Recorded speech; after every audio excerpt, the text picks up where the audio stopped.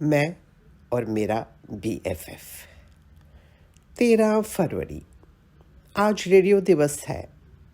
Radio संचालिका को कहती सुना, सुनते ही मेरे होंठों पर मुस्कान दौड़ गई और काम करते करते एक पल रुक सी गई। रेडियो मेरा प्यारा दोस्त। आज भी मैं अपना अवकाश प्राप्त समय आमतौर पर अपने इस दुख सुख के साथ ही व्यतीत करती हूँ।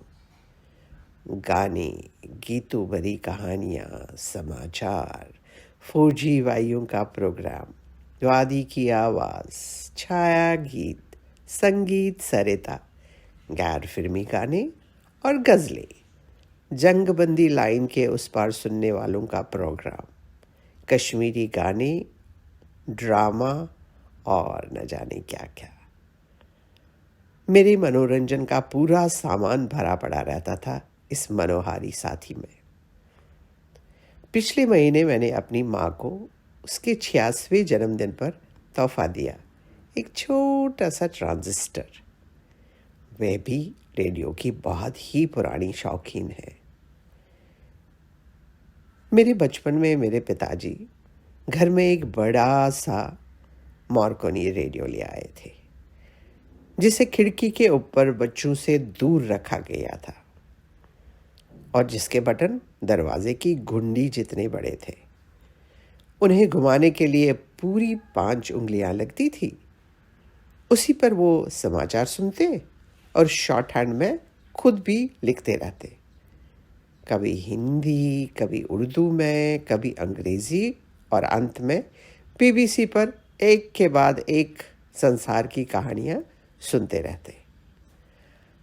आते जाते हमारे कानों में भी मेलविल डी मेलो, देवकी नंदन पांडे, बारून हवलदार, लौथिका रत्नम, इंदु वाही, शिरोजीत सेन की आवाज़ें पढ़ी ही जाती थी।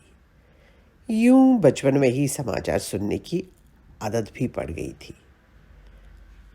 उसी रेडियो पर बुआ रेडियो सेलोन सुनना करती थी और हमें भी अमीन सयानी घर के एक सदस्य की तरह लगने लगे। रेडियो कार्यक्रम सुनने के लिए हमारी बारी आना ज़रा मुश्किल था। कतार काफ़ी लंबी थी। हमने भी ठान ली कि महसूस करा दिया जाए कि हम भी कतार में हैं।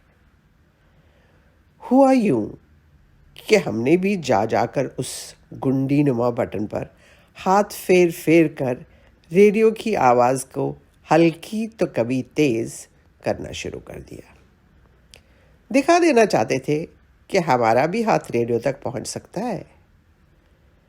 शुरुआत में तो हमें त्योरियां चढ़ाकर देखा गया, लेकिन हम घबराए नहीं। गिरती बारिश की तरह सीधे खड़े डटे रहे। तो लीजिए, अगली पार्टी ने घुटने टेक दिए।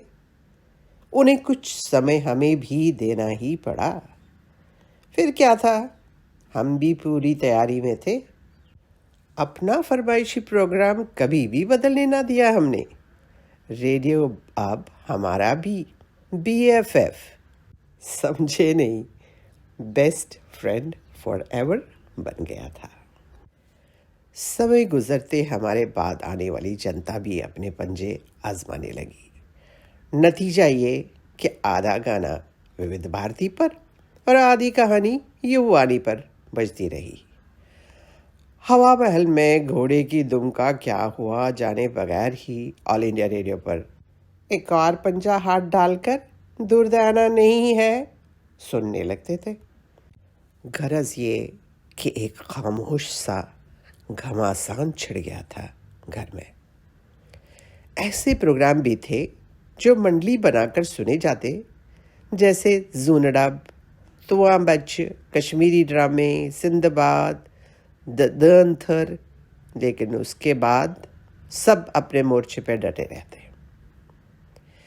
शायद पिताजी अब भाम चुके थे और जान गए थे कि सीज फायर की ज़रूरत आ पहुंची है, क्योंकि घर में ट्रांजिस्टर आ गया था।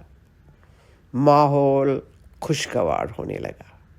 मैं और छोटी सबके सो जाने के बाद तकिए के नीचे ट्रांजिस्टर रख फिल्मी कहानियां, गजलें, ये धुआं सा कहाँ से उठता है, सुन सुनकर रूह फले ख्वाबों की दुनिया में खो जाते। पढ़ने के समय या इम्तिहानों में इस दोस्त से हम कट के रहते और इम्तिहान ख़त्म होते ही सर्दियों की मुलायम धूप में हम सब चाय के गिलास लेकर स्वेटर बुनना, क्रोशिया का टिकोजी, यूपिन में बॉबी मफलर बनाना, शटल की टिकिया बनाकर माँ की साड़ी पर लगाना, ये सब होता था। भला रेडियो के बिना ये काम मुमकिन थे? कभी भी नहीं। ट्रांजिस्टर अब घर आंगन में भी जाने लगा। चूल्हा जलाकर छुट्टी के दिन कपड़े धोना, नहाना, सब काम फिल्मी साउंड ट्रैक सुनते ही पूरा हो सकता था। जिंदगी का मजा दूना हो गया था। जब काम करना शुरू किया तो रेडियो जिंदगी का और भी बहुत ही ज़रूरी हिस्सा सा बन गया। सुबह सवेरे सुगम संगीत, फिर शास्त्रीय संगीत कान में पड़ते रहते, जबकि होता यूं था कि हम घर भर संभालने में और काम पर जाने की तैयारी में व्यस्त थे। लेकिन अचंभे की बात तो ये भी थी कि रेडियो सुनते सुनते घड़ी की सुइयां अपने आप टिक टिक करती मस्तिष्क में चलती रहती और बिना देखे हमें समय का पूरा पूरा ज्ञान और आभास होता रहता। समय के एक एक पल की खबर रहती, कौन सा प्रोग्राम कितने बजे शुरू होता है और कब खत्म होता है। जानती थी कि संगीत सरिता खत्म होते ही मुझे निकलना होता था। 1 सेकंड आगे न 1 सेकंड पीछे। मेरे काम पर समय पर पहुंचने में रेडियो का बहुत बड़ा सहयोग है।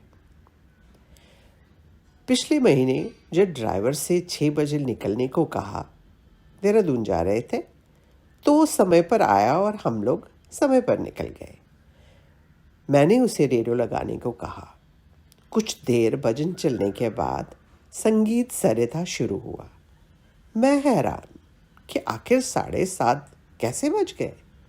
यकीन मानिए, मेरे लिए संगीत सरिता का मतलब 7:30 बजना। अपने आप को किसी भी तरह गलत मानने को तैयार नहीं थी।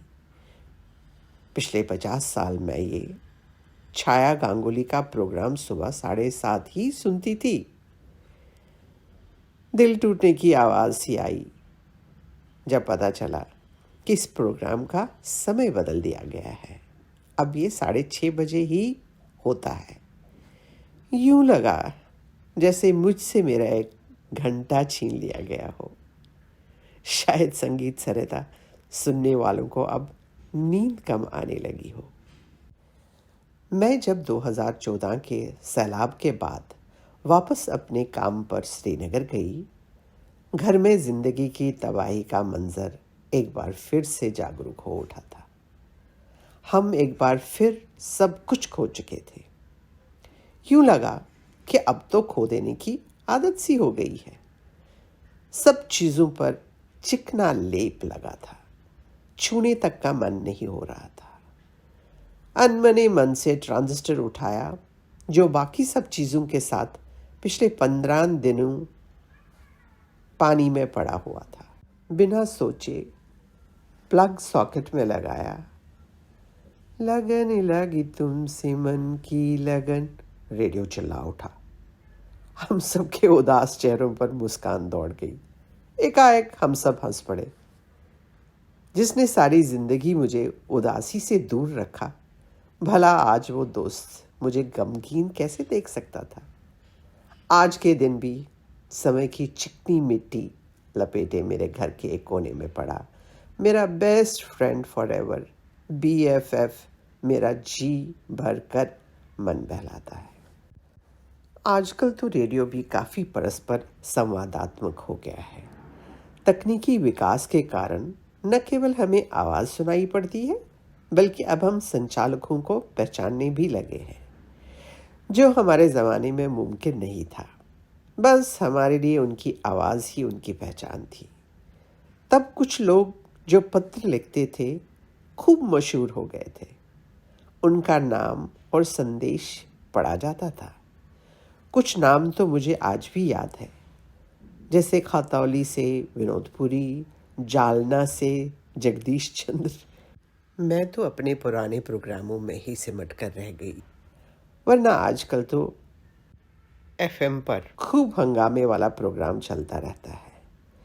काफ़ी सामाजिक मुद्दों पर वार्ता भी होती है। आजकल के संचालक आम भाषा इस्तेमाल करते हैं, सबको समझ आने वाली भाषा। लेकिन सच कहूँ तो शालीनता से बोलना और हिंदी, उर्दू, अंग्रेज़ी का तलफ़ुज़ मैंने अपने रेडियो के दोस्तों से ही सीखा है। उनका आभार।